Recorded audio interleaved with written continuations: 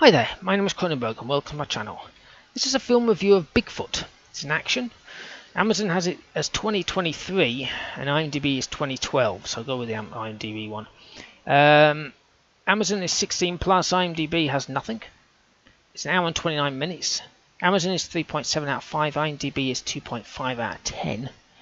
So the Amazon synopsis is: when Bigfoot attacks an 80s themed music concert, a concert promoter and a hippie burnout will do anything to protect the endangered species. So the director is Bruce Davison, who directed Off-Season. Producers, well, there's 8 of them, but there's only one that's got this word producer, and that's David Michael Latt, L-A-T-T, who did Prepare to Die. And music was by Chris Ridenauer, who did the music for Surrounded. Cast, we have Stephanie Sariel Park, S-A-R-R-E-A-L Park, who is Priya, who she was in Fat Kids Rules the World. Alice Cooper was himself, who was in Wayne's World. And Danny Bonaduce, B-O-N-A-D-U-C-E, was Harley Anderson, who was in The Partridge Family. I've added that to my Amazon wishlist to watch. Barry Williams was Simon Quint, who was in the Brady Bunch series. I've just added that DVD to my box set to buy.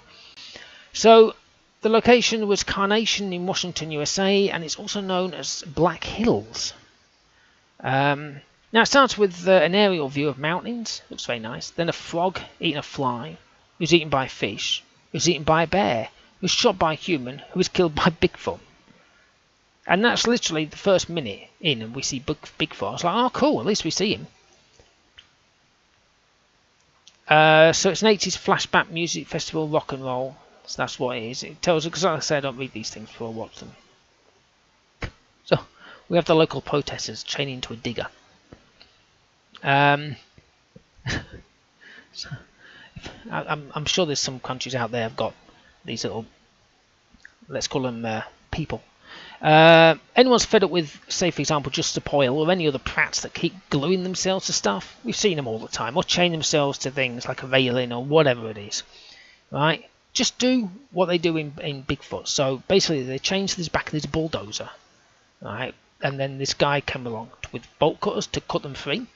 And they kicked him away, going, we don't want the bolt cutters, leave us alone. So Harley Anderson, who's the main radio dude, ignore the cat, sort of says the person who's driving the bulldozer says, let's go, boys! And then the bulldozer just sets off, and you just see these people behind dragging, like, no, trying to walk fast. I thought, yeah, that's what you should do.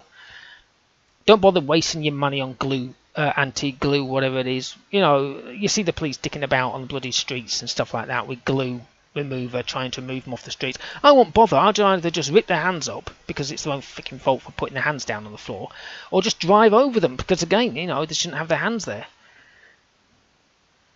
I mean, you know, I'm not condoning violence, but, you know, they do piss me off. So Simon's on stage, who's Barry Williams, right? Because it's a way to stop him protesting, so Harley's kind of giving him a slot. So he's armed with a guitar. Someone at the back yells, play back to back, and he goes, no. So he starts talking about forest and trees and stuff. And then it yells out, play back to back, and he says, I'm not singing that. It's a song about all of us. So he starts singing, and his protesters are swaying side to side, and everyone else looks bored. And then Alice Cooper turns up. He says, what is it, hootenanny? So Alice says, I can't go on with plastic snakes. They expect real ones. And I'm Alice Cooper. I'm only here to promote my book on golf. It was fantastic watching Alice on stage. I mean, he was on a small set. It was really tiny. It was funny seeing him using this mic stand and stuff like that. It was absolutely brilliant, absolutely great. And I liked how he reacted with Bigfoot. That was cool. Now there's blood all over the stage after the fact, but literally while Bigfoot stands there ripping people to pieces or chopping their heads off with his mouth, you never see any blood. It's just like, there goes the head, there goes the arms, and then you don't see any blood. But yet the stage was completely covered in it, so I don't know where that came. Maybe from Alice. So, just watching some people on a dinghy, right? So they want footage of Bigfoot. They says, don't worry, he's not going to get us if we're here in the middle of the water. So they're paddling slowly, and they spotted him. So they start paddling really fast. Now I say fast.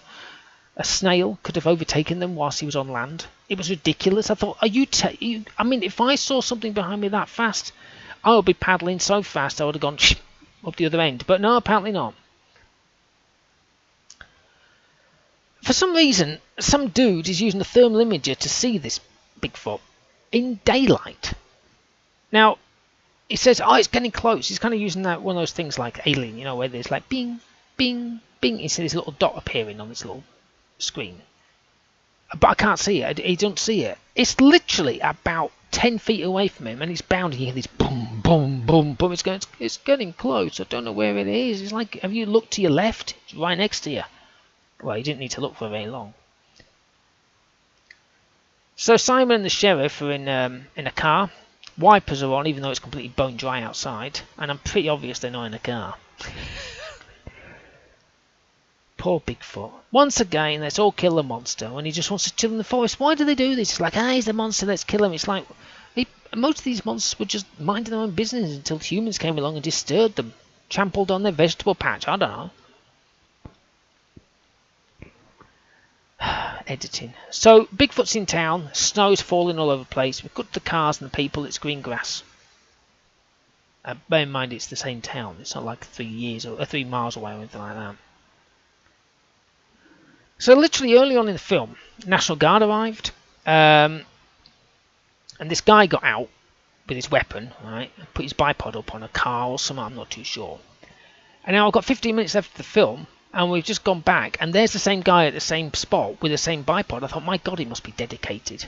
Not many soldiers do that, you know, stay in the same spot for the entire 45 or an hour and a half or however long it was. But I actually liked it. Bigfoot was done well, except for the bodies he was attacking or eating. Special effects otherwise were good. I loved Alice for the time he was in. Ending was sad. Sometimes I just want monsters to, you know, be at peace, leave them alone.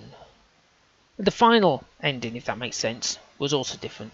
I'm giving it a 5. That's me being good. Anyway, hopefully you've enjoyed watching and listening to this film review of Bigfoot. Please subscribe to my channel. I've got plenty of other film reviews. Have I done any Bigfoots? I think I've done something similar to these. So you might be able to find those. Okay, well, thank you and goodbye.